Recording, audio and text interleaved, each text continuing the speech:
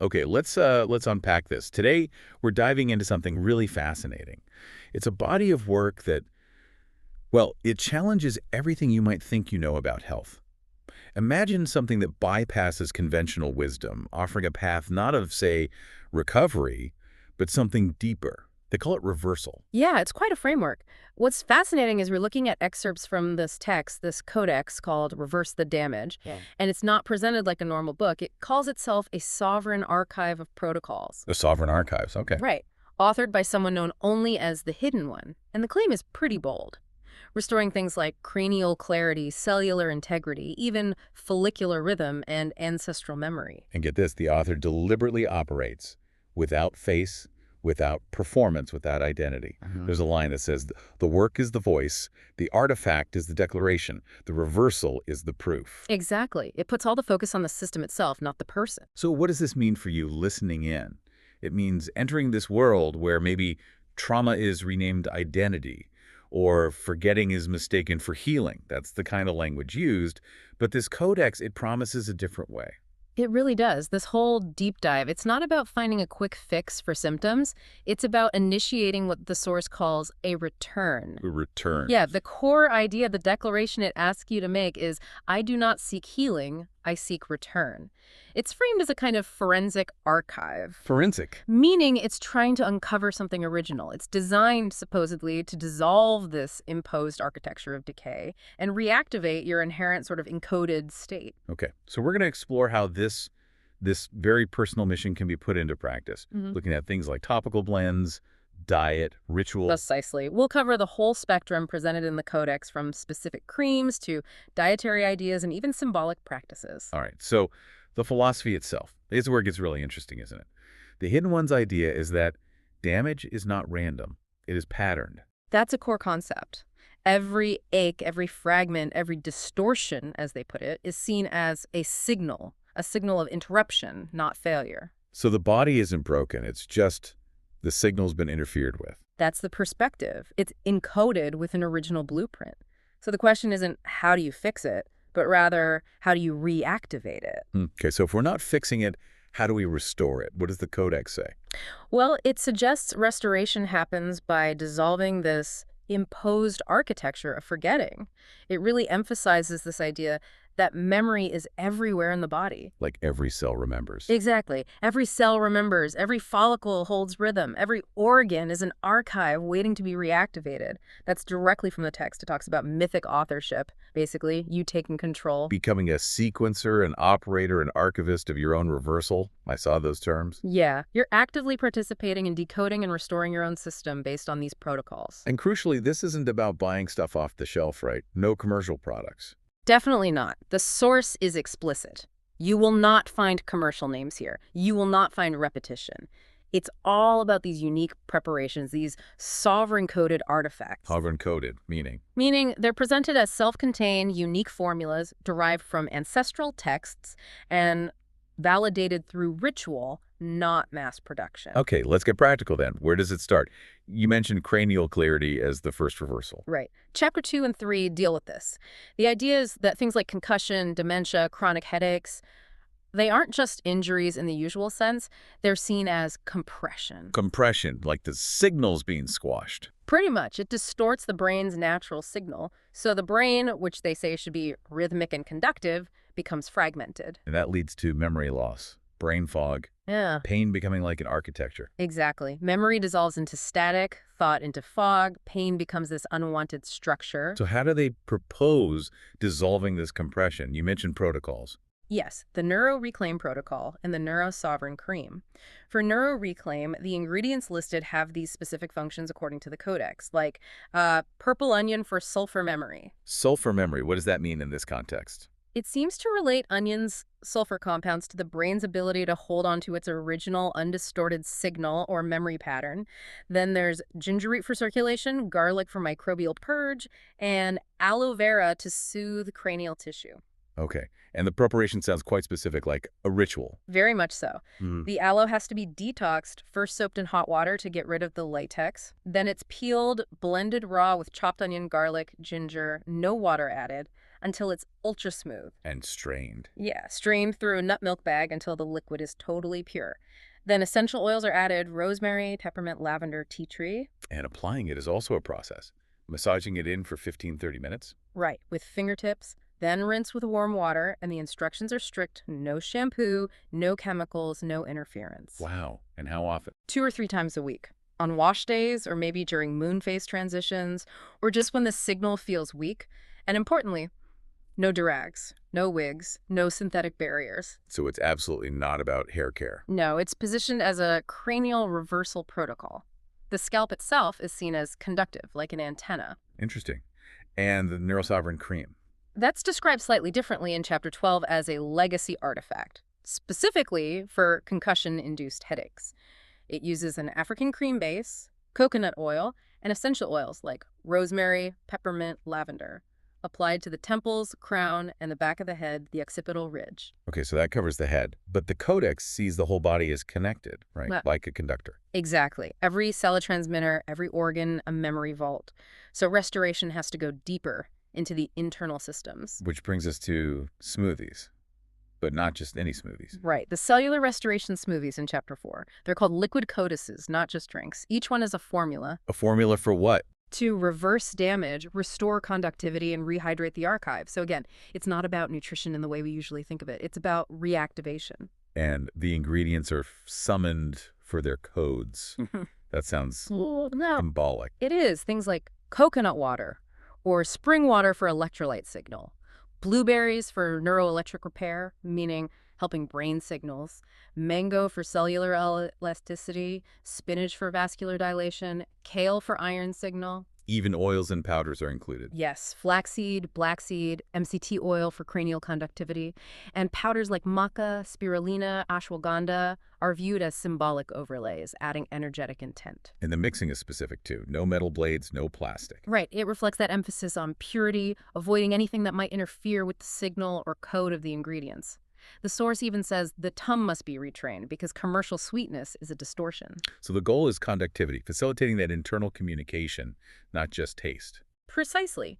And they can be customized, like a blend for memory restoration with avocado, walnut, blueberry, lion's mane, or one for adrenal reversal with maca, ashwagandha, dates, coconut. Okay, internal systems.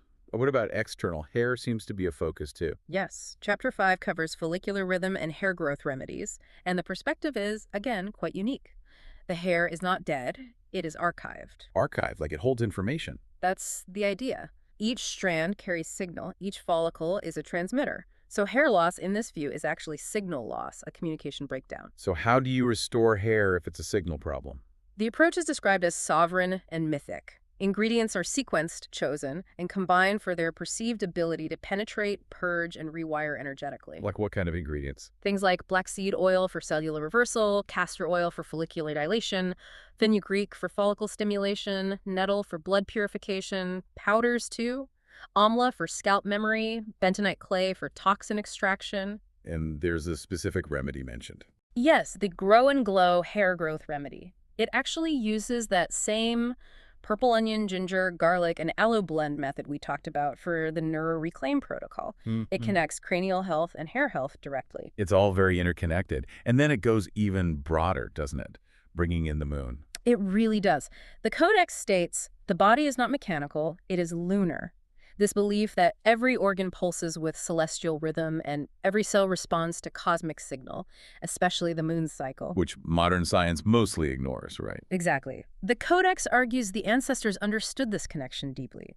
It lays out specific moon phase restoration protocols in Chapter 7. Okay, walk me through that. What happens during each phase? So for the new moon, it's about detox and purge. Think clay masks, bentonite internally maybe, lymphatic teas.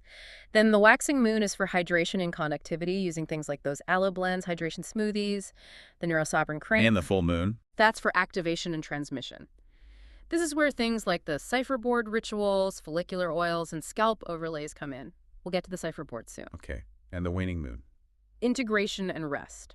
So calming serums, rose water rinses, and significantly, silence protocols. Wow. And it controversially links this to serious conditions like cancer, saying it's distortion, not disease. Yes, it makes that claim. It references texts like the cure for all cancers and suggests reversal occurs when the body is rehydrated, remineralized, and re-rhythmed, basically brought back into that natural, perhaps lunar-aligned state. Which connects to another big theme, blood memory and ancestral immunity in Chapter 8. Right. Here, the immune system isn't just defense, it's a memory vault. Disease is seen as amnesia or as mucus, which links directly to Dr. Sebi's teachings. Ah, Dr. Sebi. His work is integrated here. Very much so. He identified mucus as the root cause of disease. So the protocols derived from his work, as presented here, are strict declarations. Like the diet. No meat, no dairy, no sugar, no hybrid grains. Exactly. Only alkaline vegetables, electric fruits, and sovereign herbs. The goal is purifying the blood, hydrating cells, remineralizing organs, essentially reactivating that internal archive. And specific herbs are mentioned for purging.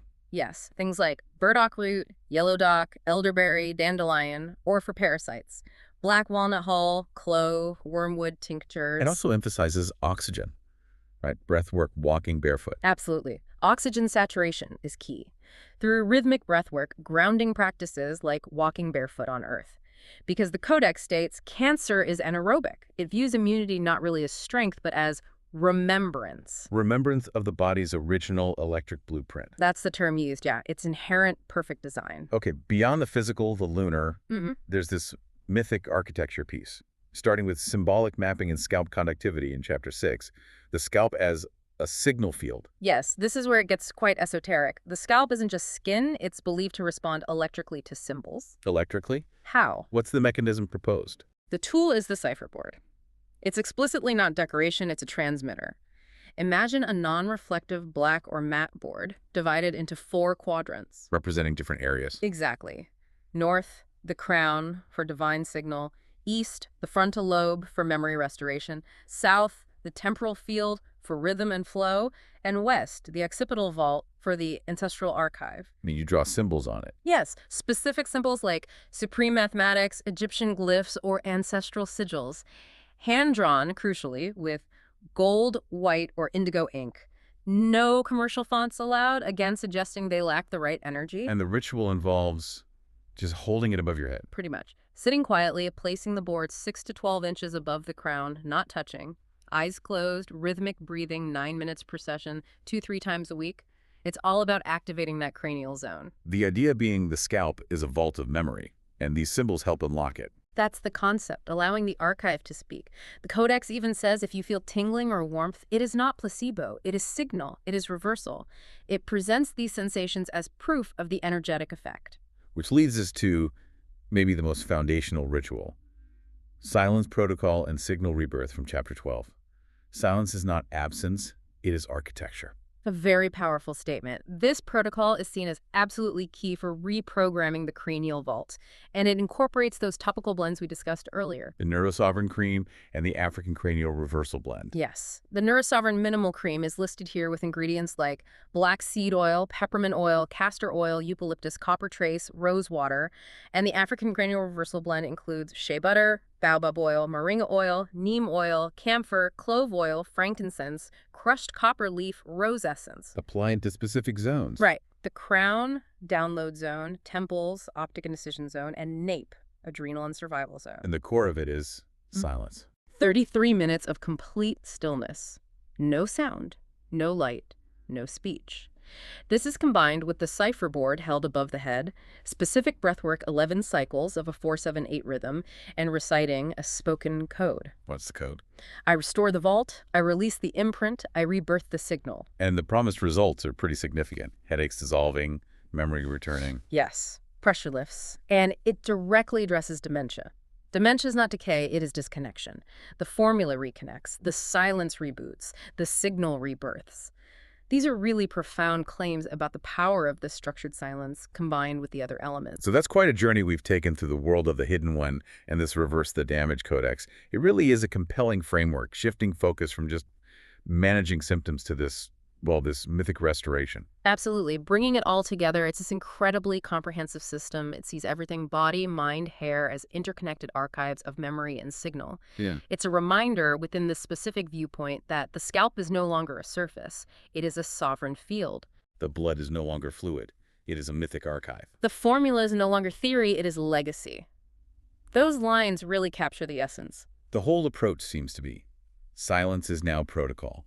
The blend is now artifact. The reversal is now codex. It's presented as an invitation, isn't it, to become an active participant, a sequencer in your own restoration. Anchored by that core declaration, I do not seek healing, I seek return. It reframes the entire goal. So for you listening, the question posed by this deep dive might be, what architectures of understanding will you choose to explore? And maybe what old ideas about health might you decide to reevaluate or even dissolve?